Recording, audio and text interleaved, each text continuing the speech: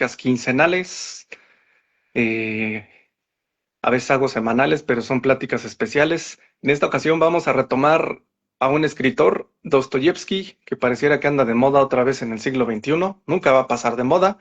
En junio hablé de su vida, sus primeros años, cuando empezó a escribir. Ahorita vamos a hablar de la etapa de su juventud. Ya hablé de la novela Memorias del Subsuelo y cuando estuvo condenado a muerte, que al último no fue cierto, y de ahí lo deportaron a Siberia a hacer trabajos forzados por algunos años. Vamos a continuar con esa etapa y aquí nos vamos a dar cuenta de en dónde se forjó esa psicología innata o sensible que estaba adherida a su forma de escribir por todo lo que había vivido, sobre todo en Siberia. ¿Ok? Entonces, a quien le guste Fyodor Dostoyevsky, si eres joven, si ya eres una persona adulta o adulta mayor, seguramente vas a disfrutar esta plática. Y pues bueno, si te gusta, dale like, comparte, opina y pues vamos, bueno, vamos a arrancarnos. Lo vamos a conectar con la parte que ya habíamos visto antes. Si no te ha tocado o no sabes de qué hablo, busca en mis redes sociales en el mes de junio en mi canal de YouTube o en TikTok vas a encontrar las pláticas que hice sobre Memorias del Subsuelo y los primeros años de Dostoyevsky. ¿Ok? Entonces vamos a empezar. Vamos a hablar sobre el jugador y vamos a hablar sobre Siberia. ¿Ok? La siguiente etapa después de que fue condenado a muerte y que fue deportado a Siberia. ¿Ok? Entonces, vamos a ver la adicción como un espejo del alma cuando el placer se vuelve cadena. En 1866, Fyodor Dostoyevsky firmó el contrato más peligroso de su vida. Debía entregar una novela corta en 26 días. Si fallaba, perdería todos los derechos de su obra publicada y futura durante 9 años. Sus acreedores literalmente acechaban fuera de su puerta. ¿Y qué hizo? Fue a un casino, jugó, perdió, volvió a jugar y perdió, y mientras la ruleta le robaba el dinero que no tenía, le dictaba el jugador a una taquígrafa de 20 años llamada Ana. Ella se convertiría en su esposa y la mujer que le salvaría la vida, pero esa es otra historia. Hoy vamos a hablar de la adicción, no desde el juicio moral, sino desde la compasión que sentimos al leer estas páginas escritas con la sangre de un hombre que se estaba desangrando en la ruleta por apostar, y para entenderlo lo vamos a contrastar con el personaje que ya conoces, el hombre del subsuelo. Si viste esa plática, si no, te invito a verla. Ese ser que piensa tanto que no puede actuar porque el jugador es su hermano gemelo del hombre del subsuelo. Si el hombre del subsuelo se paraliza pensando, el jugador se destruye actuando. El jugador y él, ambos, los dos están atrapados en la misma trampa, la incapacidad de vivir el presente sin autosabotaje. El origen de esta novela es tan vertiginoso como su trama. Dostoyevsky, agobiado por una deuda, tuvo que escribirla en un plazo de 26 días. La anécdota que le da la vuelta es que recurrió a una taquígrafa llamada Ana Grigorievna Snitkina. Le dictó la novela en un frenesí creativo y al terminar no solo había salvado su carrera, sino que encontró el amor. 2 semanas después le propuso matrimonio y Ana se convirtió en su esposa, una figura clave para su estabilidad. Esta vorágine de emociones refleja su vida real. La adicción a la ruleta lo persiguió durante años. Su gran caída fue en 1863, en el casino de Wiesbaden, donde cayó con una fuerza que lo marcó de por vida. Se obsesionó por completo creyendo que tenía un sistema infalible para ganar, pero esta fiebre lo llevó a pérdidas devastadoras que lo arruinaban repetidamente. La novela es en esencia su confesión más íntima y cruda sobre esa adicción. Vamos a verlo desde la neurociencia. Para entender lo que le pasaba al cerebro de Dostoyevsky y al de Alexei Ivanovich, su alter ego literario, porque de hecho la novela del jugador pues es casi autobiográfica, ¿sí? Pues relata cómo se sentaba en la ruleta, ¿no? Empecemos con la dopamina. No es placer, es deseo. El subidón no ocurre cuando ganas, sino cuando anticipas la ganada. El cerebro del jugador se acelera al oír girar la bola, no al ver su número. Eso es dopamina, el motor de la búsqueda, no la meta. ¿Ok? Esto ocurre también en cualquier otra adicción. Aquí estamos hablando de ruleta, casinos, juegos, apostar, cartas, póker. ¿Ok? El pico y la caída. Cuando más alta sube la dopamina, más profundo es el vacío después. El jugador no busca ganar, busca el subidón y como el subidón dura segundos, la caída puede durar días. Tengo una plática sobre los vicios y las adicciones desde el punto de vista de la neurociencia del año pasado. Aquí también hablo de esta parte del subidón.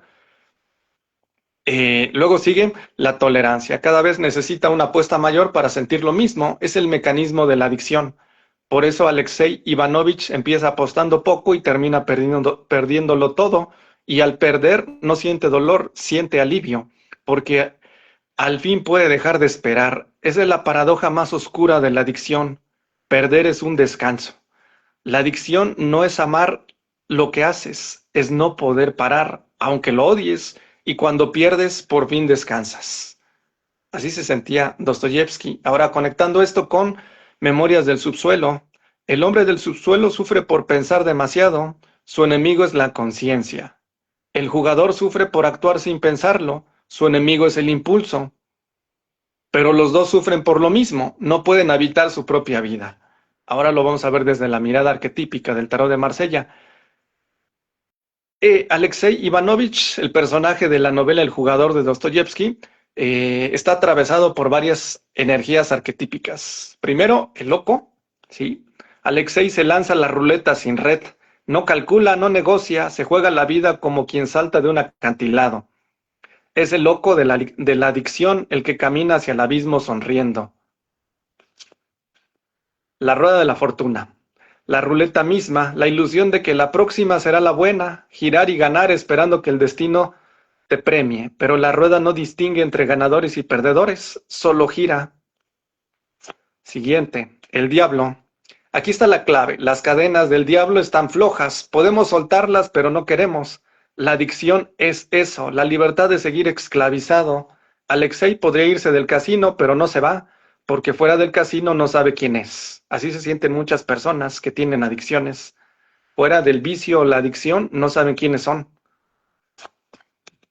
La templanza, arcano número 14, la carta que falta. La que representa el equilibrio, el justo medio. El jugador no tiene templanza, su vida es un péndulo entre la euforia y la desesperación. El jugador es el diablo consentido, sabe que está encadenado, pero prefiere la cadena conocida, la libertad que no sabe cómo habitar. ¿Ok? Muy bien, vamos a verlo ahora desde la mirada de constelaciones, las lealtades. Desde las constelaciones familiares, la adicción es casi siempre una lealtad invisible. Alguien en el sistema sufrió y el adicto repite su destino para no sentirse separado. Una hipótesis puede ser su padre ausente. Como expliqué en la plática de junio, Dostoyevsky perdió a su padre muy joven, ¿sí? Asesinado por sus propios siervos cuando él tenía 17 años. Su biógrafo, Joseph Frank, sugiere que el juego era una forma de castigarse por no haber podido salvarlo. Hay analistas que ven en su adicción un intento de repetir la ruina económica que vivió su padre antes de morir. No era un vicio, era un lazo con el padre muerto. El dinero como sustituto del amor. En los sistemas familiares donde el amor fue escaso, el dinero se vuelve una obsesión. Alexei Ivanovich no quiere el dinero por el dinero, quiere la libertad que el dinero representa. Y como no puede obtener amor real, persigue el símbolo, pero el símbolo nunca lo llena. El origen de la adicción, basado en Memorias del subsuelo, el hombre del subsuelo no tenía adicción a la ruleta, pero sí a la humillación. ¿Se acuerdan del príncipe Mishkin? Buscaba ser humillado para confirmar su identidad de perdedor. Esa misma estructura mental está en el jugador, se siente más cómodo perdiendo que ganando, porque si ganara tendría que enfrentarse a la vida real, y la vida real da miedo. La adicción no es un pecado, es una solución equivocada a un problema real. El problema real es el vacío que dejó alguien que no estuvo, o que se fue demasiado pronto. Vamos a hacer un ejercicio para culminar esta primera parte y después seguimos la parte de Siberia. Para honrar esa parte de nosotros que busca llenar vacíos con compulsiones, no para juzgarla, sino para entenderla. Te voy a pedir por favor que cierres los ojos y respires profundamente. Quiero que identifiques tu ruleta como Alexei Ivanovich, el personaje de Dostoyevsky de su novela El jugador. Identifica tu ruleta, tu vicio. No tiene que ser el juego. Puede ser la comida, el trabajo, las pantallas, el sexo, las compras, la necesidad de aprobación. Identifica cuál es tu ruleta. ¿A qué le apuestas para desconectarte de la vida o de tu situación de vida? ¿Ya? ¿Qué haces cuando te sientes vacío? ¿A qué ruleta te acercas para no sentir? Quiero que observes mientras se acerca la ruleta. No la juzgues, no le grites. Ella no está haciendo algo malo. Está intentando calmar un dolor que no sabe nombrar. Pregúntale, ¿a quién buscas cuando juegas? ¿A quién buscas cuando tomas? ¿A quién buscas cuando te drogas? ¿A quién buscas cuando haces ese comportamiento en exceso? No contestes con la cabeza. Deja que la respuesta surja del cuerpo, del pecho, de la memoria. Puede ser un padre, una madre, un abuelo que también sufrió. Puede ser tu propia infancia. Ahora reconoce la lealtad y dile en silencio, te veo que te estás sacrificando por alguien que ya no está o que no supo quererte. Pero ese sacrificio ya no es necesario. Yo tomo tu dolor, yo me hago cargo y te devuelvo la libertad. Respira profundamente. Siente si algo se afloja. No esperes milagros. La adicción es profunda, pero este pequeño acto de reconocimiento ya es un primer paso. Cuando estés listo o lista, abre los ojos y lleva contigo esta pregunta. ¿A qué lealtad invisible estoy sirviendo con mi compulsión, con mi adicción al alcohol, a las drogas, al cigarro? ¿A quién? El jugador es un espejo incómodo, nos recuerda que todos en mayor o menor medida tenemos nuestra ruleta, pero también nos recuerda que la ruleta no se vence con fuerza de voluntad, se vence reconociendo el vacío que intenta llenar, y ese vacío casi siempre es el lugar de alguien que no estuvo o de alguien que se fue demasiado pronto. Ahora vamos a acompañar a Dostoyevski a Siberia, a la cárcel donde pasó 4 años entre asesinos y criminales, y allí en el fondo del pozo descubriremos cómo nació la compasión. Porque Dostoyevski no se hizo genio a pesar de su sufrimiento, se hizo genio gracias a él. Seguimos entonces, vamos con el dolor que forjó al genio. Aquí vamos a irnos al 22 de diciembre de 1849. Dostoyevski fue llevado a la plaza en San Petersburgo, le leyeron la sentencia de muerte, lo vendaron, lo ataron al poste, esperó fusilamiento y en el último segundo sonó una corneta de retirada. La condena a muerte era una farsa para quebrantar a los presos políticos. Su castigo real serían 4 años de trabajos forzados en Siberia. Esa mañana, a 21 grados bajo cero, algo se rompió dentro de él y también algo nació. Los 4 años en la casa de los muertos, como él llamaba la prisión en Siberia, fueron el crisol donde se fundió el Dostoyevski de las grandes novelas. Allí conoció a asesinos, a violadores, a endeudados sin esperanza y descubrió algo que cambiaría la literatura para siempre, que el criminal más vil puede tener un alma más pura que el juez que lo condena. Vamos a hablar de esa Siberia, de recuerdo de la casa de los muertos, su testimonio directo y de humillados y ofendidos. La novela que escribió al salir como un puente entre su juventud y su madurez, porque sin Siberia no entenderíamos a Raskolnikov, el personaje principal de Crimen y Castigo, al príncipe Mishkin, ni a los hermanos Karamazov. ¿Ok? Entonces, vamos a ver esta parte. Sí, la experiencia de Dostoyevski en Siberia fue un experimento neurológico involuntario. Sí, al estrés prolongado tóxico, 4 años en condiciones infrahumanas, con frío extremo, hambre, cadenas y palizas. Su cerebro estuvo inundado de cortisol, la hormona del estrés, durante años, y la corteza prefrontal, el centro de la planificación y el control emocional, se atrofió, pero también ocurrió algo inesperado. El sistema límbico, el de las emociones profundas, se volvió hipersensible. Su cerebro se reorganizó para sobrevivir, aprendió a leer el miedo en los demás, a detectar peligros sutiles, a disociarse del dolor físico para no enloquecer. Esa misma capacidad lo convertiría en un psicólogo intuitivo sin igual. En la prisión, la empatía no era una virtud, era estrategia. Entender al otro te permitía predecir su violencia. Dostoyevsky desarrolló una teoría de la mente sobrehumana. Por eso, décadas después, podía escribir personajes como si viviera dentro de ellos. El cerebro de Dostoyevsky se rompió en Siberia y al recomponerse desarrolló una capacidad única. Podía sentir lo que sentía un asesino sin dejar de ser el mismo.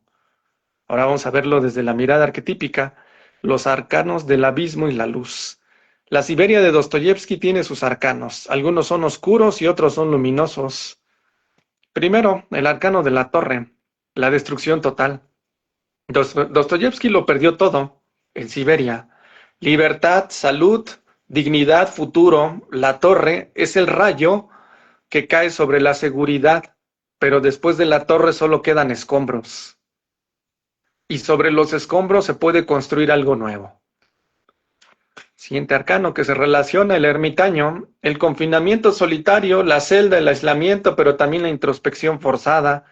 Dostoyevsky pasó horas mirando paredes y en esas paredes empezó a ver el alma humana que transmitió a sus personajes en sus novelas posteriores. Arcano 13, la muerte. No es la muerte física, es transformación. El Dostoyevsky que entró a Siberia era un joven liberal, influenciado por las ideas europeas. El que salió era un hombre de fe ortodoxa, profundamente ruso, que había visto el mal cara a cara. Y la estrella, la esperanza, los momentos de luz en medio de la oscuridad. Una carta de su hermano, la visita de una mujer compasiva, la lectura clandestina de los evangelios. Esa luz lo mantuvo vivo y esa luz es la que después volcó en sus personajes redimidos. Dostoyevsky descendió a la torre, habitó la celda del ermitaño, murió como era y resurgió como la estrella. Siberia fue su viaje por los arcanos. ¿De acuerdo? Ahora lo vamos a ver desde la mirada sistémica de constelaciones. La prisión es un sistema perverso, rompe los órdenes naturales del amor. ¿Sí? En Siberia, Dostoyevsky fue excluido de la sociedad. En un sistema sano, la pertenencia es un derecho de nacimiento. Él fue arrancado de su clan y esa herida de exclusión la arrastraría toda su vida. Por eso en sus novelas, los personajes buscan desesperadamente un lugar al cual pertenecer.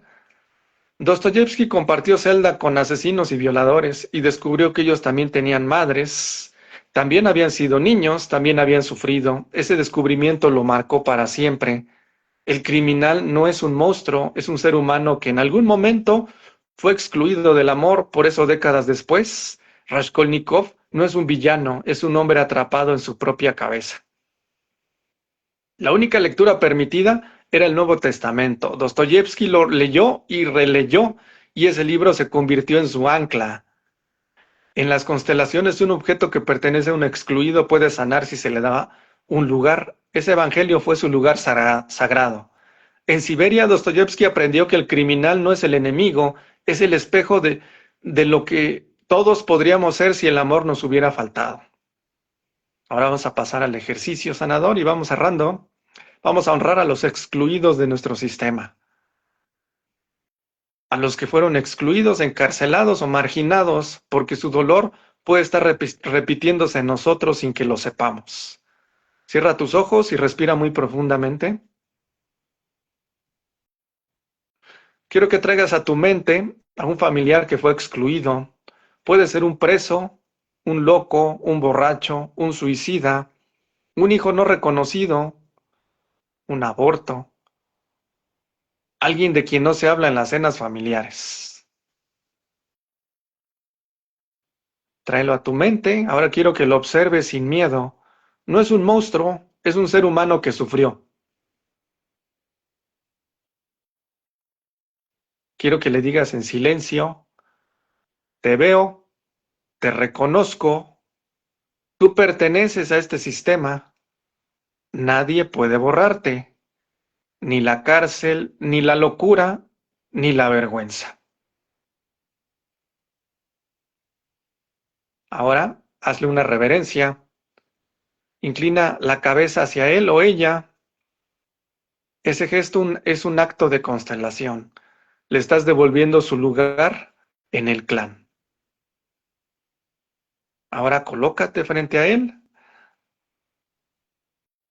y suavemente deja que se disuelva en la luz. Respira profundamente, abre los ojos. Lleva contigo la certeza de que has sanado algo que quizás llevaba esperando generaciones ser mirado. Siberia fue el infierno de Dostoyevsky, el famoso escritor ruso del que hemos estado hablando y del que seguiremos hablando. Pero también fue su universidad. Allí aprendió que el sufrimiento no es un castigo, es un camino, que el mal no es una abstracción, sino una decisión humana, y que la redención no es un premio para los buenos, sino una posibilidad para todos. Con esas herramientas, Dostoyevsky volvió a San Petersburgo y empezó a escribir sus grandes novelas. La primera de ellas, la más famosa, la que casi todos conocen, Crimen y Castigo. En la próxima charla hablaremos de Crimen y Castigo, de un estudiante que podía saltarse las leyes y del precio que pagó por atreverse. Hasta aquí terminamos con la plática. Lo que hemos visto es seguir ahondando en la vida de Dostoyevsky. ¿Por qué hizo Memorias del Subsuelo? ¿Por qué hizo Crimen y Castigo? ¿Por qué hizo Los Hermanos Karamazov? Entre otras grandes novelas que hizo. ¿Por qué tenía esa sensibilidad, esa empatía y esa forma de narrar y de meterles esa carga psicológica, emocional muy profunda a sus personajes? Pues ya viste que fue por la época en la que estuvo Siberia haciendo trabajos forzados y deportado cuando iba a ser fusilado y por todo lo que vivió en esa época. También la novela del jugador, sí, que es su alter ego, el protagonista, porque de hecho es casi casi autobiográfica, se trata de él tuvo una adicción al juego, es muy interesante todo esto.